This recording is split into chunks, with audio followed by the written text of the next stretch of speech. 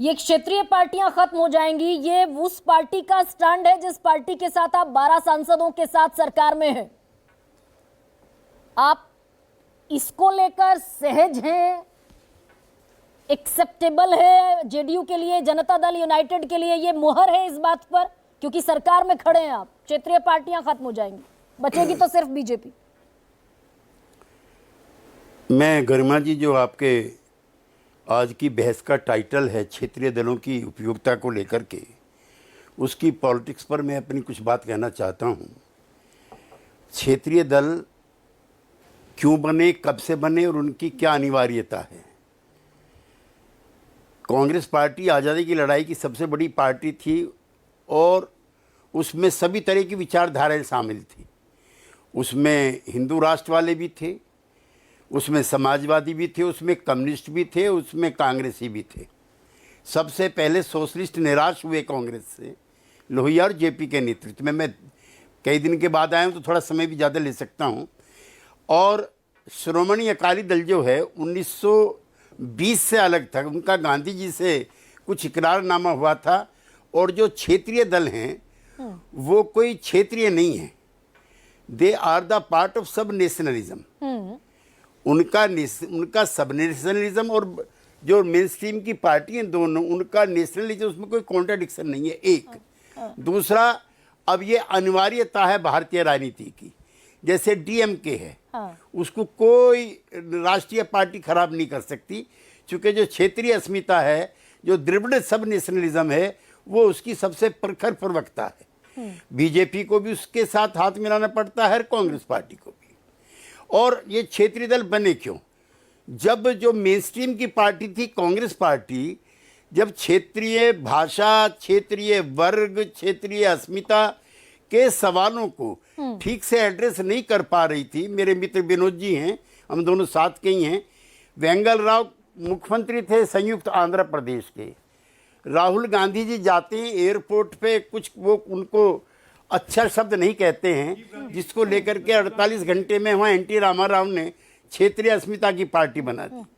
तो ये जो पार्टियां बनी, इनके स्वरूप को आप जानिए। आधा दर्जन पार्टी तो जनता दल से बनी है। समाजवादी पार्टी ऑफ उत्तर प्रदेश, लालू जी की पार्टी, हमारी पार्टी, मांझी की पार्टी, उपेंद्र कुशवाहा की पार्टी, हरियाणा के 4 लोक दल। तो सब जो है अपने क्षेत्रीय अस्मिता के सवाल को, क्षेत्रीय गौरव के सवाल को, और कभी कभी जातीय और वर्गीय समूह जो होते हैं, जो अनआइडेंटिफाइड हैं, जिसका जिक्र आजकल राहुल जी कर रहे हैं, उनकी पार्टियां, जैसे रिपब्लिकन पार्टी है, जैसे बहुजन समाज पार्टी है, उसकी आधा दर्जन पार्टियां हैं। बिल्कुल, लेकिन आपने तो ये सब समझ में आया, ये कांग्रेस रीजनल एस्पिरेशन को एड्रेस नहीं कर पाई तो टूट टूट कर छोटी पार्टियां बन गई। हम हालांकि डेविएट हो जाएंगे, लेकिन उसके बावजूद मैं एक सवाल आपके सामने रख रही हूं कि जो 14 से 24 तक सरकार चली, वो एनडीए की सरकार नहीं थी, वो तो बीजेपी की सरकार थी, मोदी सरकार थी। और इसीलिए चंद्रबाबू नायडू को और नीतीश कुमार को कहना पड़ा मंच पर कि इस बार रीजनल एस्पिरेशन का ख्याल रखा जाएगा। कहा ना नीतीश कुमार ने और चंद्रबाबू नायडू ने कि क्षेत्रीय एस्पिरेशन का ख्याल रखा जाना चाहिए इस दफा। और गरिमा जी, 52 से लेकर के 67 तक कांग्रेस पार्टी की अकेले सरकार थी, उनको किसी भी पॉलिटिकल पार्टी की जरूरत नहीं थी, वो चलती रही। तो लेकिन जो रीजनल एस्पिरेशंस का जो पॉलिटिक्स है, वो तो 67 के बाद शुरू हुआ।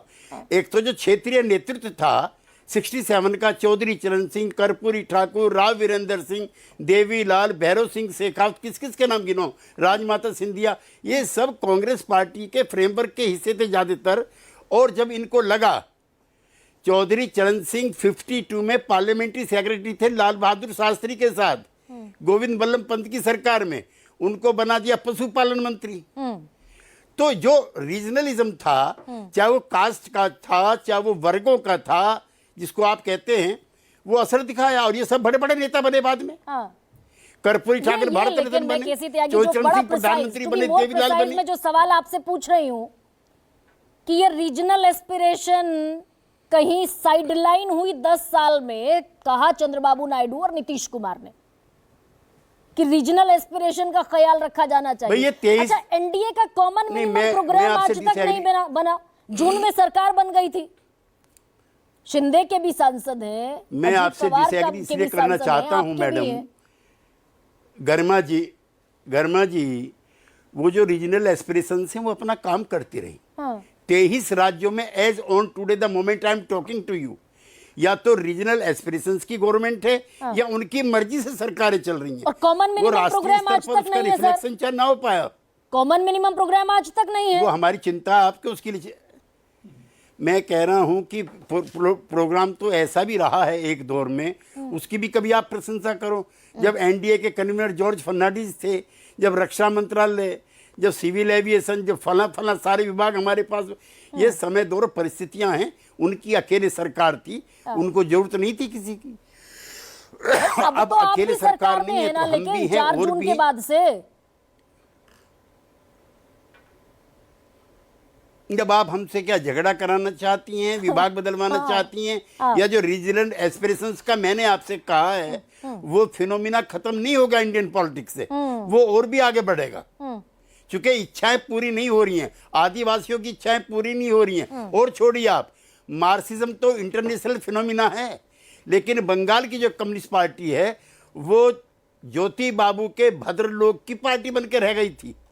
यहाँ तो ये देश ऐसा है, यहाँ तो 2 घंटे बाद जात बदलती है, 3 घंटे बाद जो है भाषा बदलती है। तो उनका अगर रिप्रेजेंटेशन नहीं होगा ठीक से, तो डिसकंटेंट होगा तो ये छोटी छोटी पार्टियां बनती रहेंगी, डिसकंटेंट होगा। आपका लेकिन समय खत्म होने वाली है। ठीक है, मैं आपकी पॉलिटिकल बाध्यता कैसी त्यागी समझती हूँ, मैं जो आपकी राजनीतिक बाध्यता है उसको समझ रही हूँ। भाई आपने कास्ट सर्वे कराया बिहार में, बीजेपी क्रेडिट ले गई कि हमने कास्ट सर्वे जब कराया, जब निर्णय हुआ तो हम कैबिनेट में शामिल थे। उसके बाद 9th शेड्यूल में डलवा नहीं पाए, कोर्ट ने उसको क्वेश कर दिया। लेकिन पॉलिटिकल बाध्यताएं होती हैं। डॉली शर्मा, ये जो